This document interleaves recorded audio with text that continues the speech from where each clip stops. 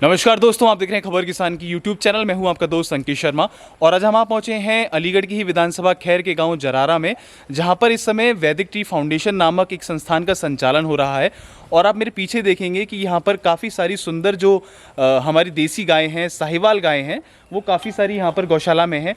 तो आइए, इस फार्म का जो इस समय संचालन कर रहे हैं, मेरे साथ हैं जगदीप गोस्वामी जी। तो बहुत बहुत स्वागत है भैया आपका हमारे इस खास कार्यक्रम में। अपने इस फार्म की थोड़ी विशेषता के बारे में हमारे दर्शकों को बताइए कि इस फार्म पर क्या क्या चीज़ें होती हैं। जैसे कि आपने मुझे बताया था कि जैविक खेती होती है, देसी गायों का गौपालन होता है। तो एक बार अपना शॉर्ट इन्फॉर्मेशन दीजिए अपने फार्म की। ये बेसिकली हम लोग 2017 से इस प्रोजेक्ट पे काम कर रहे हैं। हमारा विचार था कि जो आगे वाली हमारी संस्कृति है उसको कैसे बचाया जाए, और जो हमारे जो बच्चे हैं आने वाले संसार में, जो आ चुके हैं, उनको अच्छे संस्कार कैसे दिए जाएं। तो एक सोच थी कि कैसे शुद्ध विचार कैसे आए या शुद्धता कैसे पहुँचे जी। तो बेसिकली क्या है कि हमारा सोच था कि अगर इंसान शुद्ध खाएगा तो शुद्ध विचार आएंगे, अच्छा खाएगा अच्छा सोच होगी।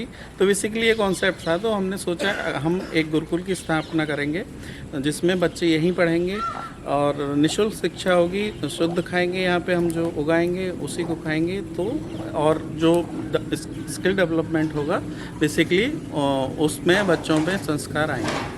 तो उसके चलते एक विचार आया कि भाई गाय भी रखी जाए। गाय भी एक तरह की स्किल है, गाय को रखना, गाय का दूध निकालना। तो कैसे कैसे ये सारा डेवलपमेंट हुआ कि गाय रखी गई जी। और अभी हमारे पास लगभग 45 गाय हैं और बाकी छोटे बच्चे हैं कुछ। टोटल अभी 80 गौवंश है हमारे पास।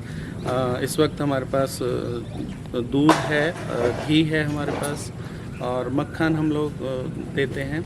तो इस तरह से जो भी यहाँ से चीज़ें जा रही हैं वो एकदम शुद्धता के साथ जा रही हैं। तो इतने दिनों से आप इस गौपालन कर रहे हैं, पूरा प्रोजेक्ट चला रहे हैं, तो आपके सामने किस किस तरीके की समस्या आती है जब कस्टमर के पास ये दूध जाता है, या फिर एक जो गाय होती है वो लगभग कितने रुपए की आती है?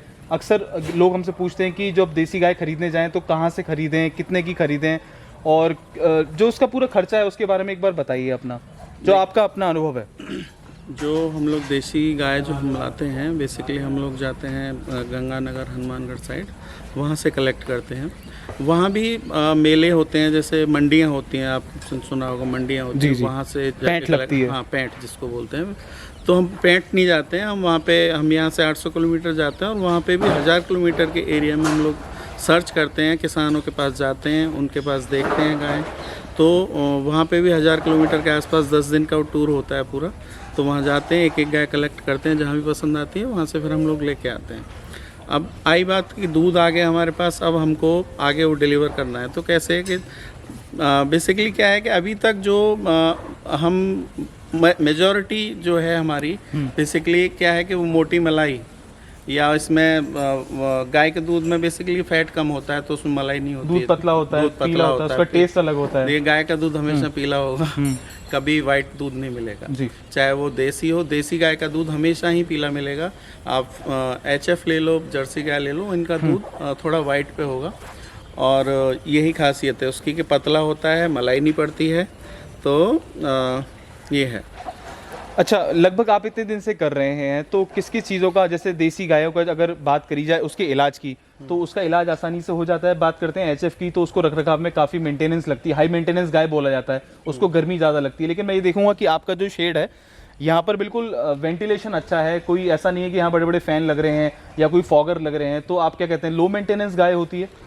जी हाँ, आपने बिल्कुल सही कहा कि लो मेंटेनेंस गाय है, क्योंकि इसका जो टेम्परेचर एब्जॉर्ब करती है एटलीस्ट 48 डिग्री तक, इसके ऊपर कोई भी दिक्कत नहीं आती है। खुले में आप धूप में छोड़ दो, 48 डिग्री तक इस पर कोई असर नहीं है। हमारे देख सकते हैं ना, यहाँ पे कुछ फ़ैन लगे हुए ना कुछ हैं।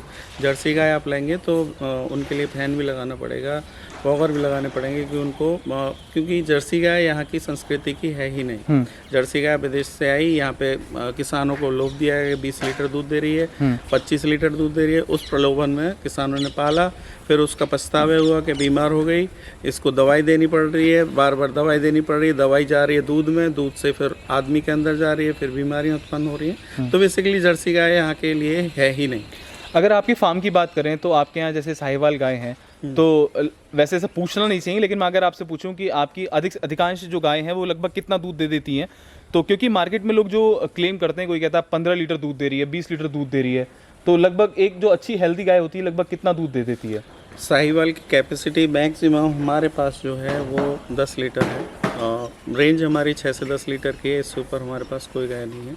और हाँ, इसमें भी अच्छी ब्रीड होती है, ऐसा नहीं है कि अच्छी ब्रीड नहीं है। इसमें भी जो उसकी लास्ट स्टेज है इंडिया में वो है 15 लीटर दूध की साहिवाल की। इससे ज़्यादा मैं नहीं जानता, अगर होगी भी तो शायद हो सकता है वो क्रॉस ब्रीड हो उसमें कुछ %। तो इसलिए उसमें मेरे ख्याल से इंडिया में 15 लीटर दूध की साहिवाल उपलब्ध हैं। और हमारी गौशाला में जो है 10 लीटर तक की 6 से 10 लीटर तक की गाय हैं जो दूध देती हैं साहिवाल। क्या लगता है आजकल के जब समाज में, जैसे कि आप अलीगढ़ के पास में ही कर रहे हैं, नोएडा एनसीआर में भी आपका घी जा रहा है, तो लोगों का मानना क्या है कि वो सेटिस्फाई हैं आज के देसी गाय के प्रचलन से, या A2 मिल्क के प्रति अवेयर हो रहे हैं लोग, आपके प्रोडक्ट से वो सेटिस्फाई हो पाते हैं? जी बिल्कुल, ऐसा नहीं है। हर तरह के लोग होते हैं इसमें दुनिया में। हमारे जो प्रोडक्ट्स को यूज़ कर रहे हैं, बेसिकली उनका कहना यही है कि भाई आप बहुत अच्छा काम कर रहे हैं और आप इसको आगे बढ़ाइए, हम आपके साथ हैं। तो यही है लोगों की सोच। हर तरह के लोग हैं, बहुत से लोग बोलते हैं कि यार इसमें ये दिक्कत है, इसमें वो दिक्कत है, बट जो प्रोडक्ट हैं वो हमारे कस्टमर को पहुंच रहे हैं और बेस्ट प्रोडक्ट हम लोग दे रहे हैं। तो एक मैसेज क्या देना चाहेंगे आप देश के युवाओं को, देश के उन किसानों को जो देसी गायों का गौपालन तो करना चाहते हैं लेकिन उनको सही गाइडेंस नहीं है? क्योंकि अक्सर लोग ये कहते हैं कि गाय कहाँ से खरीदें, और अगर देसी गाय पालते हैं या तो उसमें क्रॉस की बड़ी दिक्कत आती है कि उसकी मीटिंग किससे कराई जाए, या फिर दोगुली गाय मिल जाती हैं, उनको प्रॉपर अच्छी ब्रीड नहीं मिल पाती। तो उनको क्या संदेश देना चाहेंगे, किन किन चीज़ों की वो सावधानी बरतें और किन किन चीज़ों का वो ध्यान रखें, कैसे अपने प्रोजेक्ट को आगे बढ़ाएं? अपने एक्सपीरियंस के अनुसार बताइए।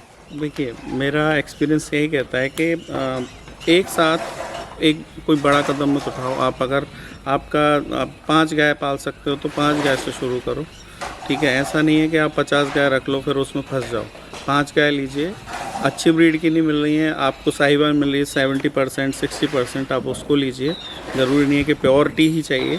वो साहिवाल आपको 3, अगर आप अच्छे ब्रीड से क्रॉस कराएंगे उसको, तो वो 3 या 4 3 ब्यात बोलूँगा उसको, आने वाली जनरेशन उसकी आने वाली जनरेशन में वो 3 ब्यात में वो प्योर साहिवाल हो जाएगा जो जनरेशन होगी उसकी। तो बाकी साहिवाल को रखने में ऐसा कोई दिक्कत नहीं है। मैंने बताया जैसे कि टेम्परेचर बहुत अच्छा, अपने जो पश्चिमी उत्तर प्रदेश है बेसिकली, तो यहाँ पे टेम्परेचर 45 डिग्री तक रहता है, लेकिन इस गाय के लिए 45 डिग्री नॉर्मल है। उसके लिए ना पंखा चाहिए ना कुछ चाहिए, अब नॉर्मल उसको चरागाह में छोड़, लो मेंटेनेंस पे रख सकते हैं। Low maintenance. तो आशा करते हैं आपको हमारी ये वीडियो पसंद आएगी, आप भी देसी गायों पर काम करेंगे, साहिवाल गायों का आप संरक्षण करेंगे, जो हमारी देसी गौ माता है उनका संरक्षण करेंगे, और अपने जो स्टार्टअप आप करना चाहते हैं डेयरी फार्मिंग में वो आप कर सकते हैं। अगर आप भी वैदिक टी फाउंडेशन से जुड़ना चाहते हैं या संपर्क करना चाहते हैं अभिनव गोस्वामी भैया जी से या जगदीप गोस्वामी जी से, तो पूरी फार्म की डिटेल हम नीचे कमेंट बॉक्स में आपको दे देंगे। बने रहिए हमारे साथ, देखते रहिए खबर किसान की यूट्यूब चैनल। धन्यवाद।